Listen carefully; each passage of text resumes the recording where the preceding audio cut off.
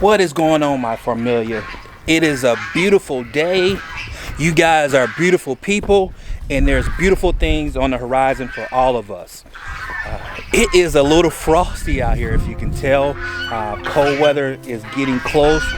We've been in Iowa, fortunately, to have unusually warm winter so far. So we haven't really had the urge to talk about, you know what, let me feed these guys before we get into the topic of discussion. 2 years ago, we put out a video about utilizing solar power aerators, and believe it or not, that became one of our most popular videos thanks to you guys. Now, with that being said, when it comes to popularity, there comes questions, there comes ridicule, and there comes suggestions. And we're going to do a Q&A session today, discussing some of the things that have came up on our YouTube channel surrounding this video, but also we're going to talk about the modifications that we have made when it comes to utilizing our solar aerators, and if we are still utilizing those aerators. But the best person to actually do this is the actual person that does the watering. So I'm going to pass this over to Jamie. Hey guys, so Ryan has mentioned to you that I am the official waterer here on the farm. It has its perks in the summertime, but in the winter I will tell you it's a bit of a bear. I think the best way for me to really talk about the aerators is first really to show you what our watering setup actually is on the farm, and maybe you can relate. So let me walk you around. I'm going to show you what livestock we have. And current state, the weather has been beautiful here in the state of Iowa. It's been a unseasonably warm winter, so I do not have the aerators out just yet. But I'm going to show you, I kind of have the watering set up anyways for the winter, outside of I think one paddock. But I'm going to show you guys what we're currently doing. That way it builds just an understanding, and maybe it ties into something you're doing on your farm.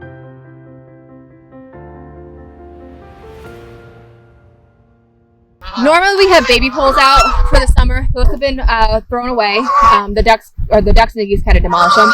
But we do have this kind of like a little bit of a stock pond water situation. And I will tell you, when this freezes in the winter, it's super easy to break the ice out. So we have all of our waters basically rubber, or a way that we can kind of jump on them and smash the water out. So we also have peacocks, and you can look, I don't have the aerator hooked up, and you can see that this is put ice over. So we'll probably end up start using the aerator here soon. But this is the watering system that we have for our peacocks. Same thing, it's rubber tote. I'll just hang the aerator right here, and I'll draw the line into the actual water for the winter. The one thing we have yet to figure out is this guy here. He was recently added to our farm, and he is still in training, but we know that he'll likely chew up the aerators. So that's one big kind of obstacle we have here on the farm, figure out what we're going to do with the dog water.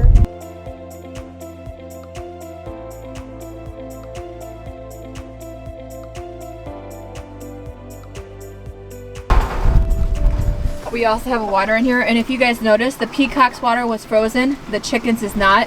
Has a lot to do with what Ryan did here with some of this wrap. One of the walls we don't have that on. I'm thinking we're going to enclose this whole thing, but that will help this. But we'll also put an aerator in the chicken water as well. We no longer have pigs on the property. Eventually we'll add them back into it. It's just we had a lot of things going on, and they took up quite a bit of time for us, and so we had to reprioritize things. But we do still have goats on our property, and they actually do pretty well with the aerators. And I'll show you the type of bucket that we use for our goats in the winter. I apologize for the wind. It's Iowa. It's wintertime, and it's windy.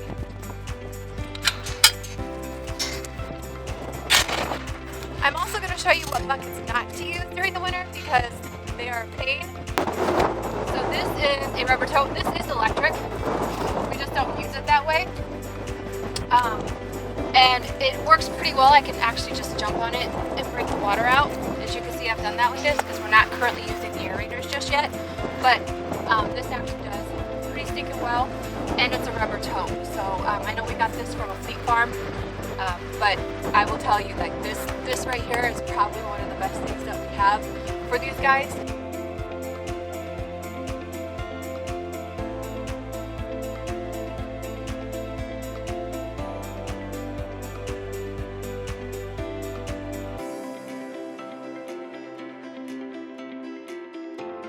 But let me show you what not to use. These ones, as you can see, I still have water in them. Perfect time because everything's starting to melt. But I would not use them during the winter. Put them up so you don't waste your money, and then pull them back out in the summertime. These are not good buckets to use during the winter, and it's just because they'll break. So avoid these buckets. Go with the rubber totes for sure. So that's actually our setup for our animals. So goats, ducks, geese, chickens. We have a dog. We're still trying to figure that out.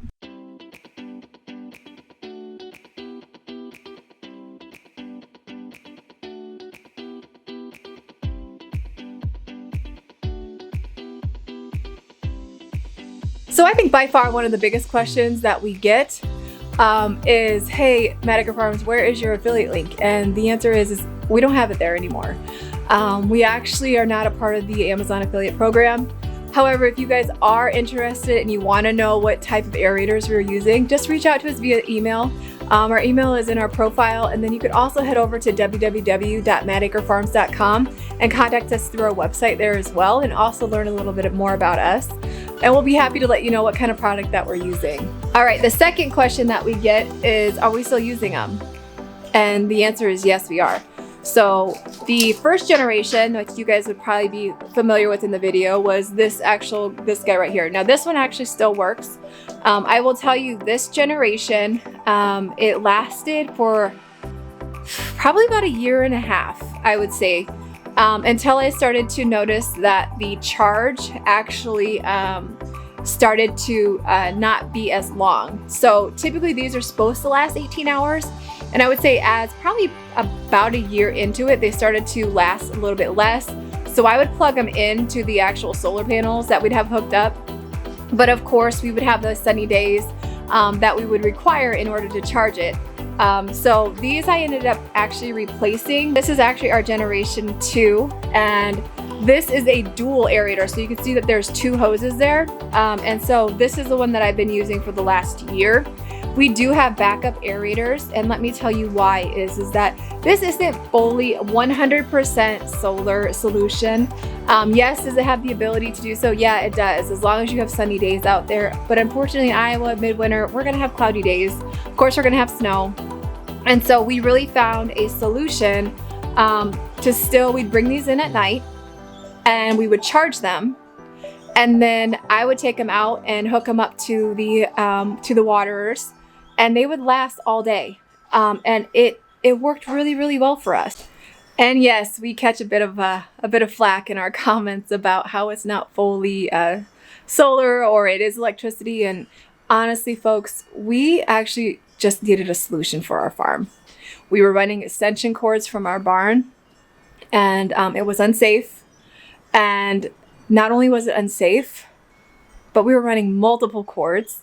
We were actually trying to heat our barn at one point, and also trying to heat waters. And really, just being new, we didn't have a clue. And that cost us dearly. It cost us in energy costs. It cost us in time. And when we ran across these solar aerators, it was a big deal for me.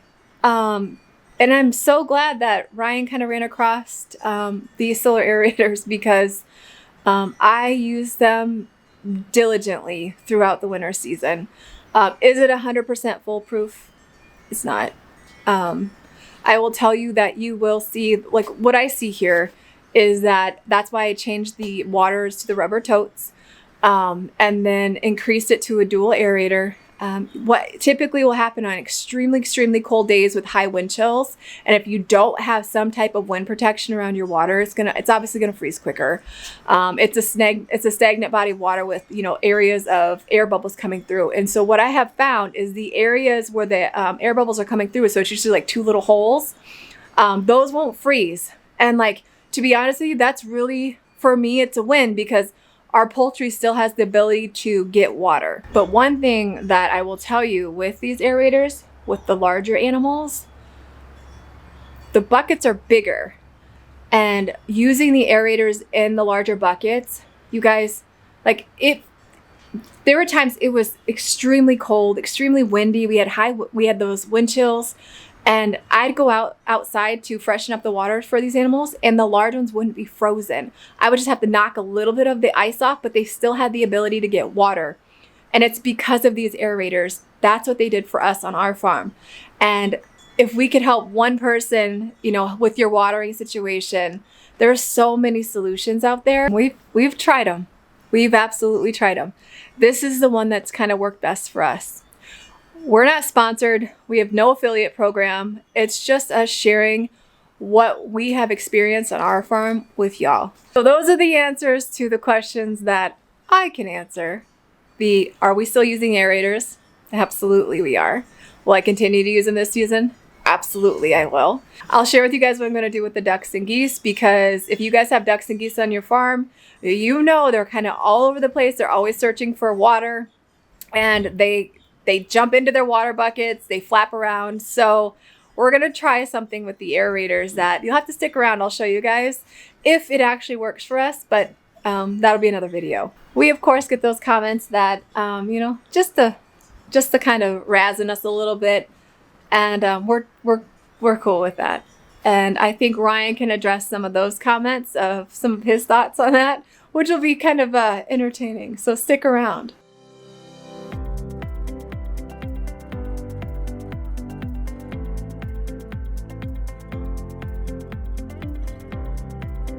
The next one is kind of a lengthy statement, so Jamie's going to read it to you. I think they were just pointing out it was great feedback. No, it's great. It was great. Yeah. So it brought conversation.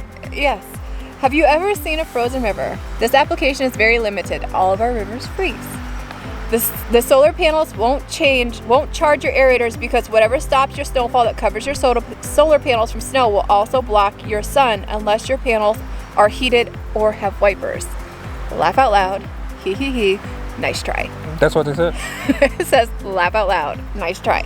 So what's reality? Electricity and walking water to your livestock daily north of the 44th parallel and even lower parallels. Good luck. Don't drink the Kool-Aid.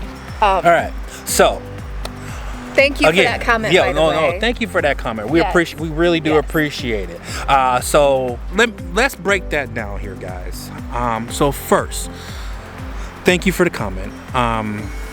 So if you, I don't know if you have a creek or if you have a river in your backyard, but if you ever go to a river that's flowing or as well as you go to a creek that's flowing, that water underneath is constantly moving. Matter of fact, go watch Go Rush. Dakota Fred, him and Dustin, they are in Alaska, for all places, gold mining, and the water is raging and it's freezing temperatures. But back to my statement. If only that were the way it was here at Mad Acre Farm. Yes, but so back to my statement. Just like your plumber would tell you, if you have a drafty house and the pipes have the pipes are normally going to freeze to leave the water just slightly dripping, so that water is constantly moving, so your pipes don't freeze. This is the same concept. That aerator is just moving water, and there might be a thin layer of ice on there, but some portions of that ice is going to be broken from the bubbles from that aerator, giving our animals access to water. We have found major success when we had our pigs on the property.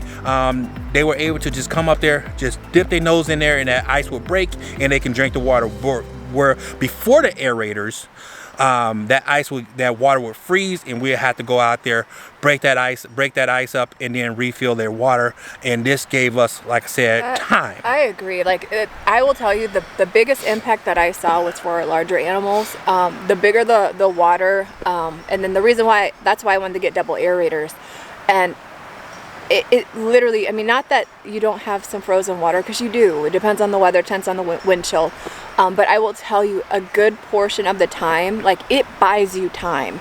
And that's really why we continue to come back to it every single year, is because we know that it will buy us time to get out to give our animals fresh water. And that's really the whole reason behind this whole thing. I think for anybody, is that you want an ability to actually have a little bit more time that your animals have fresh water, and it works. So, and then to talk about the solar panel, as we've mentioned in our videos, including this video, when it comes to our solar aerator, we do take those in and charge them.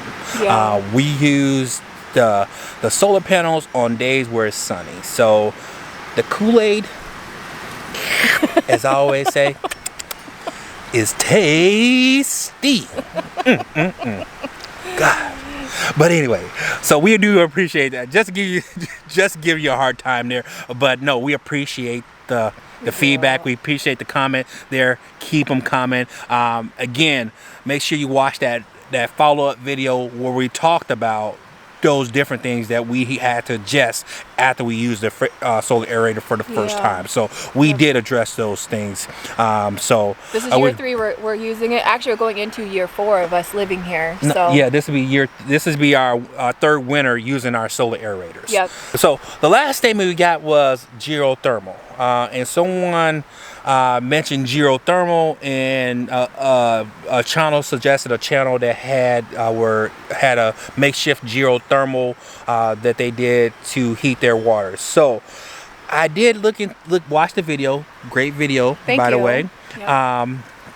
And I looked at the concept, and I broke down the pricing, and it just isn't practical for us. Just to be honest, there's nothing bad about the geothermal or anything like that, but we have just our duct waters alone. We have 5 waters spread out, and we move around on a constant basis for our ducks, because the ducks, not only when they're drinking and they're having the joy time, they're pooping and they're digging their nose in the ground, so we have to make sure that we move to give that ground rest, but also they're spreading nutrients, so we tend to move them around so they're providing nutrients throughout our entire property, where we plan to grow things. So it just wasn't practical. Then I looked at the financial aspect of it, to get the plywood, to get the cover pipe, to get the paint to paint it black, to get the foam board, and then I think there was some straw in there, and then some couple of items. It came up to be about $130 in our area to do that, where our aerator cost us, the first gen cost us $23, and the second one cost us about $35, I think it was. Yeah. So for $23 and ease of mind, I can just go buy that aerator and be able to move. It's just a mobile solution. It's a mobile, and move that and move our waters around. That's, like I said, there's nothing wrong with the geothermal. It doesn't fit our application on our farm, but a really cool concept. Yeah. Really cool concept. So kudos to whoever thought of that idea, and kudos to the guy who created that video. I think that's it. Those are really some of the questions that we wanted to address. We get so many, and we appreciate you guys watching that video. Yeah. We did not think it would. We did not think that video would drum up the view count that it has, but we do appreciate it. And we hope it's helping some folks. Yeah, we do. And really, you guys keep it coming. And then any comments that you guys have about that video, or any questions you have, shoot them out to us. We will answer them. I will take fault. I had messed with the filters on our comments, so we did miss quite a few. And I went through last night and I did address those. So I do apologize for being days, weeks, years, and in some case months late on comments. So but now we're back up to date, and I just want to thank you guys very much for making that video the success it has been. We love each and every last one of you guys, And like I said at the beginning, there's brighter days ahead of all of us. So, and we'll catch you guys on the next one. Peace.